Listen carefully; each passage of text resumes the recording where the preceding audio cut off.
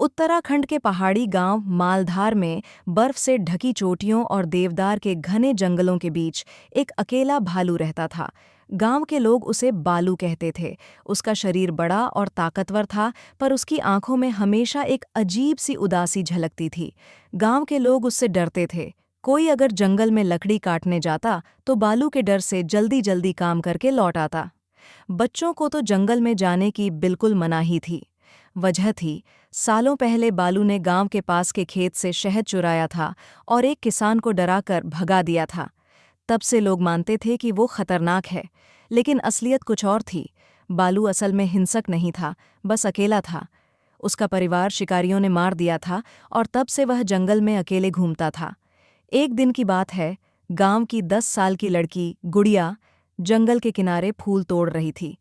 तभी उसका पैर फिसला और वह एक छोटे गड्ढे में गिर गई।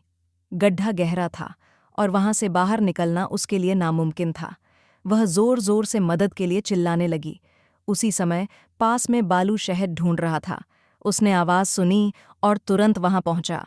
उसने देखा कि एक छोटी बच्ची फंसी हुई है। पहले तो गुड़िया डर गई, लेकिन अगले ही पल बालू ने धीरे धीरे अपने पंजे आगे बढ़ाकर उसे ऊपर खींच लिया। गुड़िया कांपते कांपते बोली, तुम मुझे खाओगे तो नहीं? बालू ने धीरे से अपनी नाक उसकी हथेली से सटा दी, मानो कह रहा हो, नहीं, मैं दोस्ती करना चाहता हूं। उस दिन के बाद गुड़िया और बालू की दोस्ती हो गई। गुड़िया रोज जंगल के किनारे उससे मिलने आती, उसके लिए गुड़, रोटी और कभी-कभी आलू के पराठे लेकर जाती। बालू भी उसके साथ खेलता, उसे जंगली फल और बेर तोड़ कर देता। धीरे धीरे गांव के लोग भी समझ गए कि बालू खतरनाक नहीं है।